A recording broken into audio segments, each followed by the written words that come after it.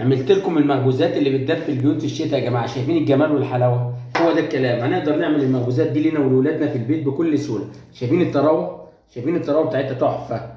هو ده الكلام اللي هتعملوه ليكم ولاسرتكم في البيت في الشتاء، وب3 كوبايات دي بس. زي ما انتم شايفين كده التشيز كمان، التشيز يا جماعه هو ده الكلام تحفه.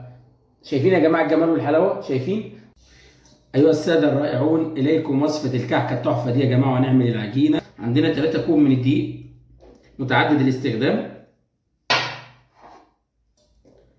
ننزل ب3 كوب من الدقيق كده، ومعلقه كبيره من الخميره اللي هي 10 جرام.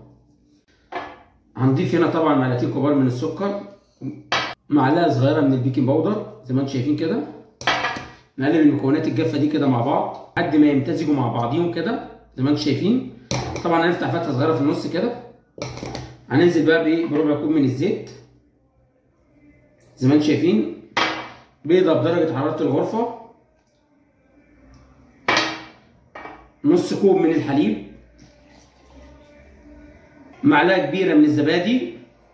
نحتاج معلقه كبيره هرميه زي ما انتم شايفين كده، بننزل بيها ونقلب المكونات دي كلها كده مع بعضيها. العجينه بتاعتنا زي ما انتم شايفين كده، هو ده الكلام عشان نعمل احلى عجينه كعكه النهارده يا جماعه مع بعض. بسم الله. طبعا نغطي العجينه بتاعتنا بقى ونسيبها تخمر، تاخد لها كده ساعه الا ربع في الخمير. او العجينه بتاعتنا بعد ما خمرت زي ما انتم شايفين كده، هنبدا نطلعها بقى ونبدا نقطعها اجزاء. بسم الله الرحمن الرحيم. شايفين الخميره عامله ازاي؟ نكون العجينه دي معانا يا جماعه ل7 عجينات. بسم الله الرحمن الرحيم كده. عجينات كده هنبدا بقى نكورها، نحطها قدامنا كده زي ما انتم شايفين. طبعا وزن العجينه 100 جرام. بنبططها كده تبطيطه صغيره، وبنحط فيها الجبنه الموتزاريلا او اي نوع جبنه عندكم، وبنلفها رول كده زي الساندوتش، وبنبططها وبنخليها عامله زي المركب. لفيناها كده زي ما انتم شايفين كده رول. هنبدا بس نضغط ضغطه صغيره عليها كده، هو ده الكلام المطلوب.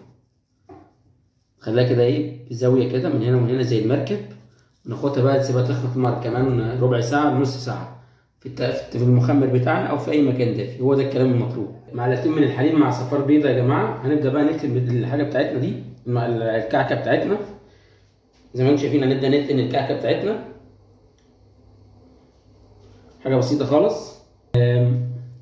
السمسم بتاعنا بقى يا جماعه يوديها في حته تانيه.